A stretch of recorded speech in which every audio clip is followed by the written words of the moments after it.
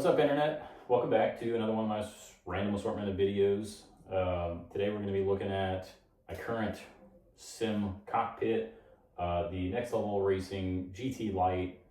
Got it off of Amazon for like $1.99. I'm going to tell you why I don't like it, why I'm going to be returning it. I'm inside of my 30-day return window. I don't feel like this is a good quality rig for me. I understand that everyone's a little bit different. But I don't think that this one's going to do it for me. I think it did do a lot of good things. It does mount to my Logitech, or it does have a mount for my Logitech RS50 wheels and the RS Pro pedals.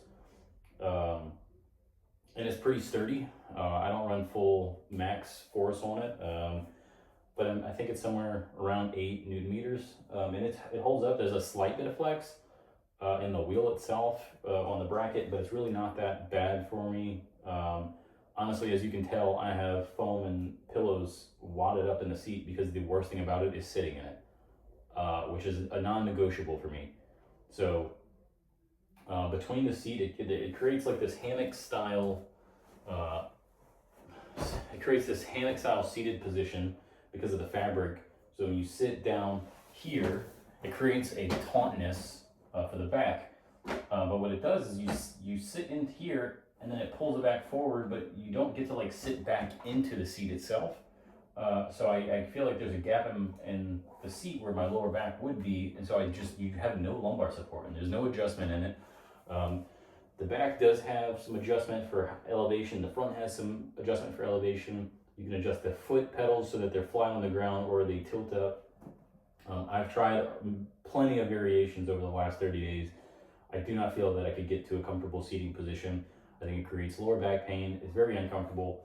It's not worth the effort. I would completely skip any of these cheap things, jump straight to a track racer, jump straight to a playseat, jump straight to something else. I would not recommend doing this personally. I'm not a big guy either. I'm only 5'9", about 165 to 70 pounds, depending on whatever. The seated position is horrible. I mean, I could not get comfortable in it.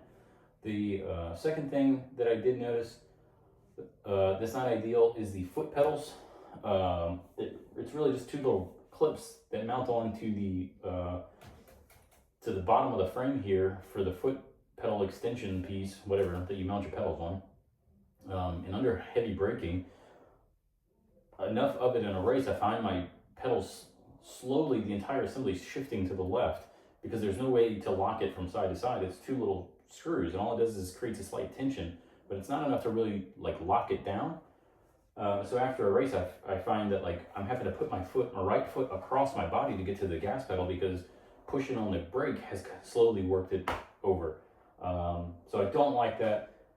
Is it portable? Sure. Is it easy to fold up? Absolutely not. It does take time. It's not hard, but it does take time. It's a little bit of a nuance.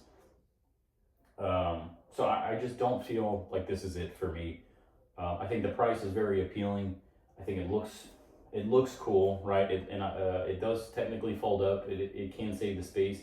The only reason I'm not going with an extruded aluminum or profile rig is because I do use it at my desk. So this is my workstation for work.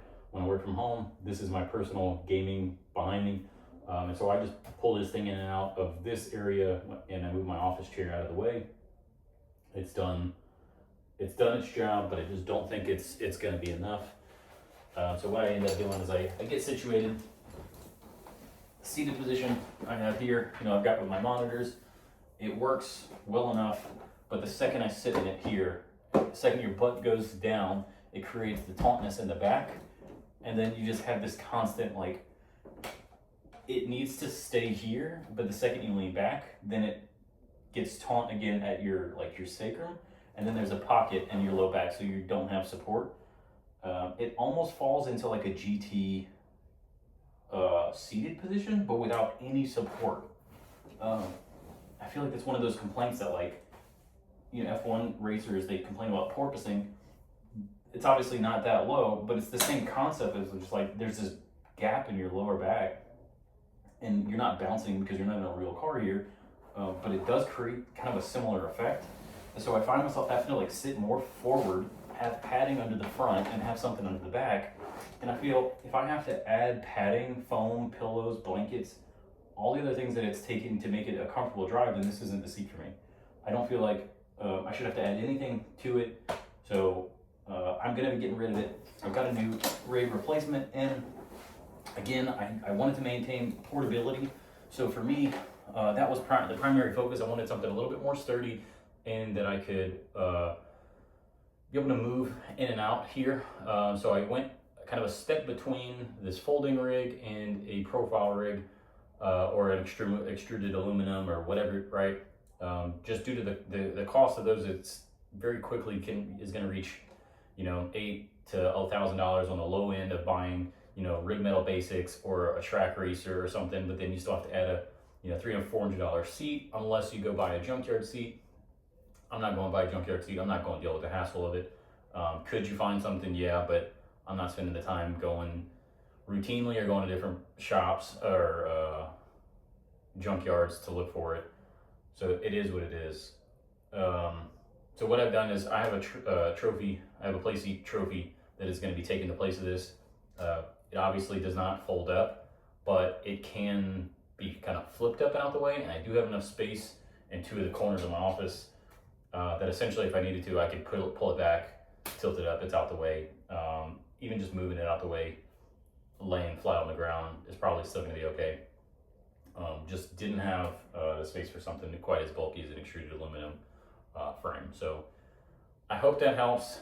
Anyone that's reading their or digging into reviews, if you're looking at the next level racing GT Lite, not the Pro, not the you know, the FGT. This is just the $199 one. They sell them on Amazon. I personally would say skip it. I don't think it's worth the hassle. The reviews online are great. I don't see it, couldn't experience it. I did all the same reading and research. I thought I was making a pretty decent choice for what I wanted. I couldn't sit in my office chair with like a desk stand style, because the wheels with the load cell pedals, the second you go to push back, I'm pushing myself backwards on the wheels.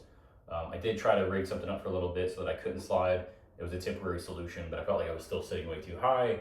I felt like I was sitting in a truck driving cars. It just wasn't the experience I was looking for. So I'm trying to get something a little bit more of an immersive feel. So I wanted to maintain a seat, like a low seated cockpit position.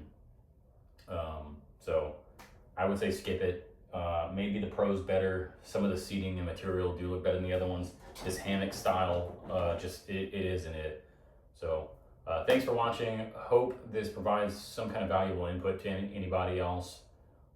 If you liked the video, or you know, if you enjoyed it or you thought the content was useful to you in any capacity, please like, follow, subscribe, whatever. It only helps, you know, it really just encourages me to make more of these videos. I do have a playseat trophy sitting right there in the hallway that I'm about to strip this thing down, put that together. So I'll probably make a new video on that once I get it set up, or maybe during the setup and unboxing. So thanks for watching, and see you guys next time.